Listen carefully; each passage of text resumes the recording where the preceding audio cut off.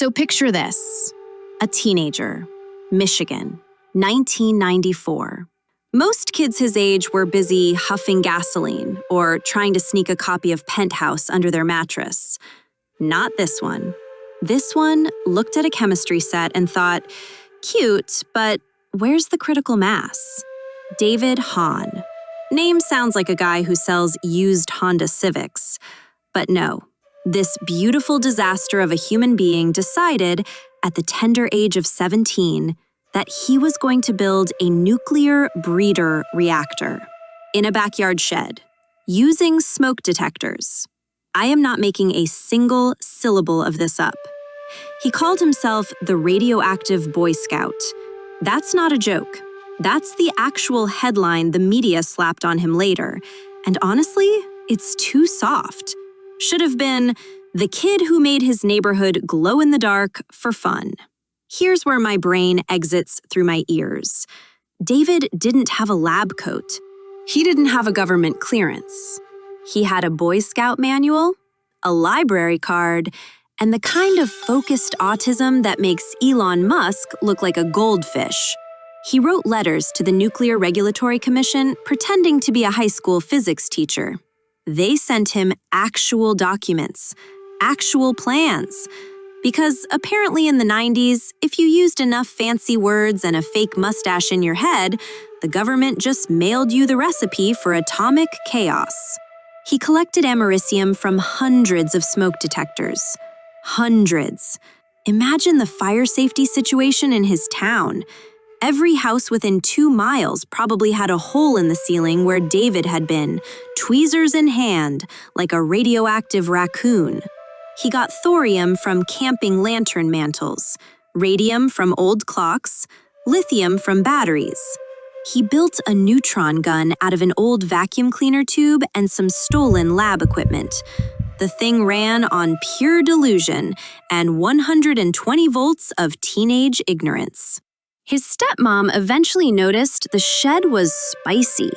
Like, you don't need a Geiger counter when your skin starts vibrating and your houseplants develop superpowers. She called the cops. The cops showed up, opened the shed, and a hazmat team had to close off the entire block. The EPA showed up, the FBI showed up, some guy in a white suit who hasn't smiled since 3 Mile Island. They buried his entire backyard like a dead elephant.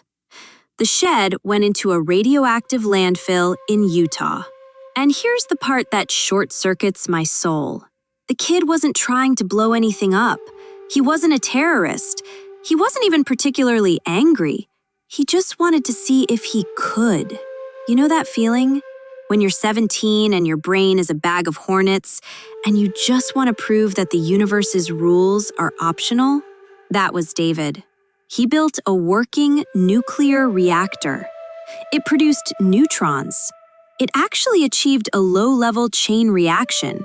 In a garden shed next to a rusted lawnmower and some bags of Miracle-Gro. He didn't die. That's the other miracle. He got radiation poisoning, sure. His fingers looked like burnt hot dogs for a while, but he walked away. The EPA declared his mom's property a Superfund site. She couldn't sell the house for 20 years because the dirt had memories. The saddest punchline? David later tried to join the Navy. They rejected him. Too much of a security risk. The boy who cracked atomic energy like a walnut was too dangerous for the military.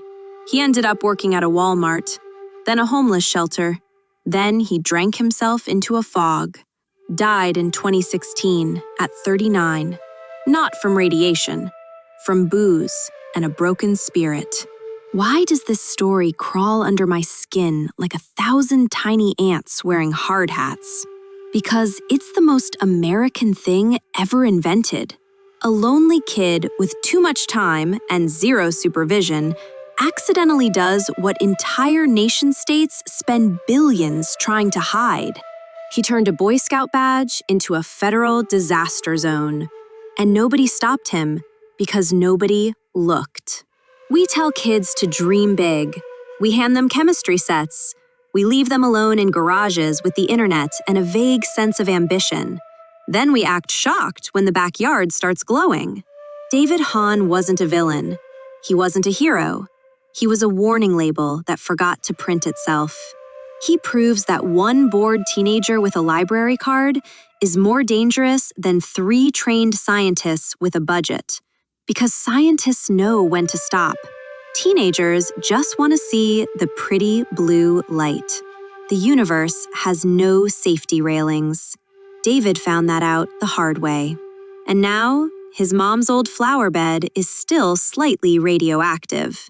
Somewhere in Michigan, a dandelion has 3 heads. You ever look back at the stupid stuff you did as a kid and realize the only thing between you and an EPA cleanup crew was pure dumb luck?